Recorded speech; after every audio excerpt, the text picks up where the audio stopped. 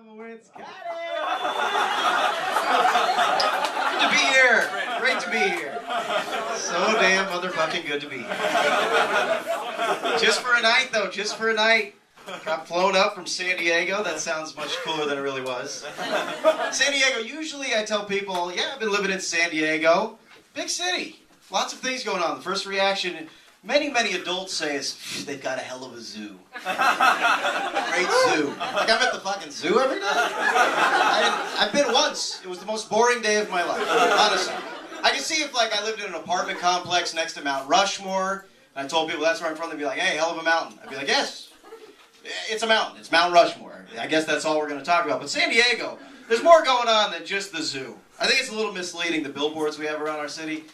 I was just at the airport. Honestly, this is the real billboard. It's a panda with a toucan on his shoulder, riding a camel with a koala on his bicep. And the slogan is, come be our friends. There's zero chance of that at the zoo. I went. I've lived there actually 10 years now, and I went once. It was the most boring day of my life, and the most expensive. It was $40. Right there, $40. I told the lady, I'm here to look at the animals, not fuck the animals.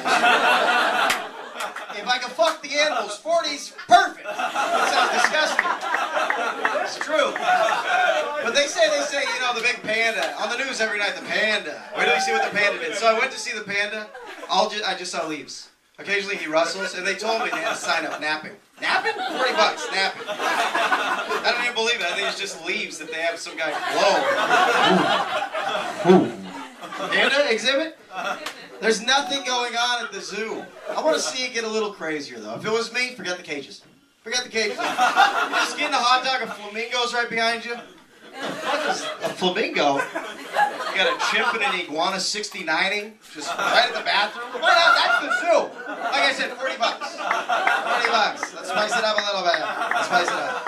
I feel bad doing that joke here in San Francisco because I did read what happened at the zoo here. That's not boring. A tiger actually got out of the cage. That's not boring at all. If you've ever been to the zoo and a tiger just crept out of the cage, you're not bored.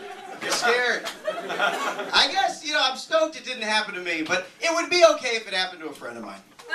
Just for the moment where you want to get your money back. You want to get your money back. That's a bad day. Your friend just got attacked by the lion. He got killed and eaten by a lion. Or a tiger. Or a bear. Oh my. But it happened in San Francisco. I'm not making this up. You're just at the exhibit, you know, you're looking in. A tiger hops and gets your buddy. And you're like, all right.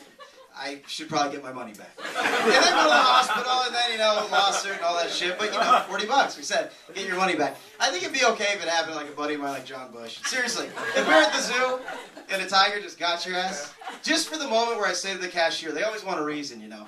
They always want a reason. Money back. What, you didn't have a good time? No, I had a fine time. Food was no good? Food was fine. A tiger actually ate my buddy. $40. $40. I don't enjoy animals except for dogs. Any dog lovers? Yeah! Lovers.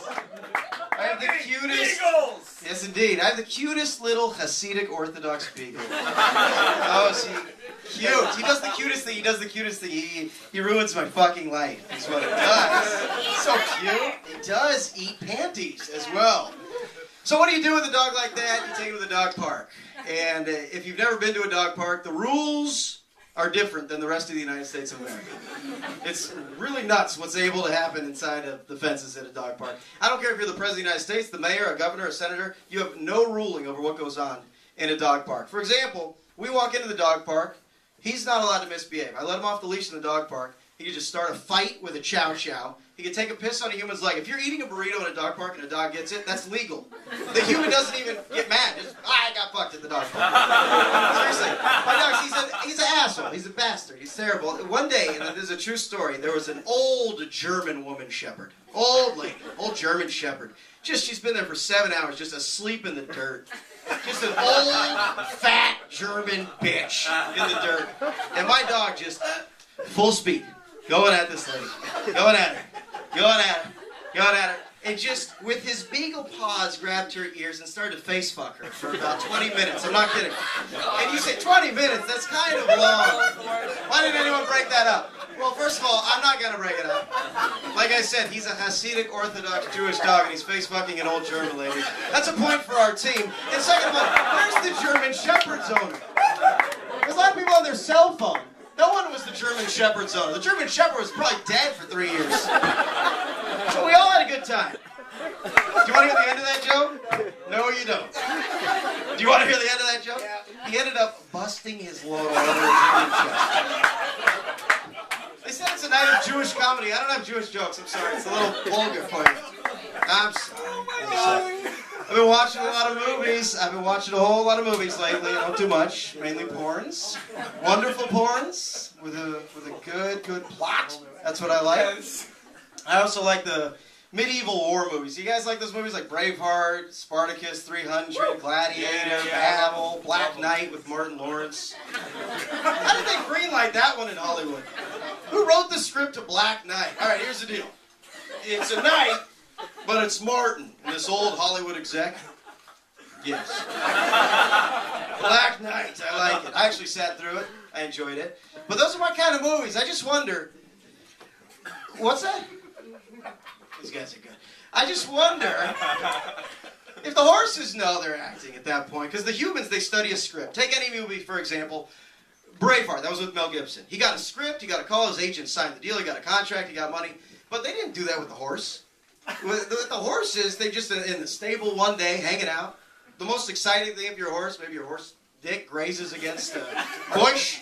I mean, come on, if you're a horse, it's a boring life. The next day, what if you're covered in armor, and there's a soldier on top of you telling you to go fight the Spartans? You're like, what the horse friends are in a puddle of blood? They got spears and knives around you? You think you're shrooming at that point. From the stable to war? Horses don't see the cameras. Horses don't see the cameras. They don't have a script. There's so many horses in these movies. It's amazing. Then the next day, what do they do with the horses? They don't have like a little cast meeting, a cast party. There's no Oscar buzz for horses. They go back to the stable and they explain what happened to their horse friends. You guys remember when I was gone yesterday? I was covered in armor. The guy hopped on my back, stabbed me in my stomach. I'm laying over in a puddle of my own blood. Didn't hurt for some reason. And then they said, cut! And I'm back here. That's how it went. The horses need a little bit of credit. A little Oscar buzz for these horses.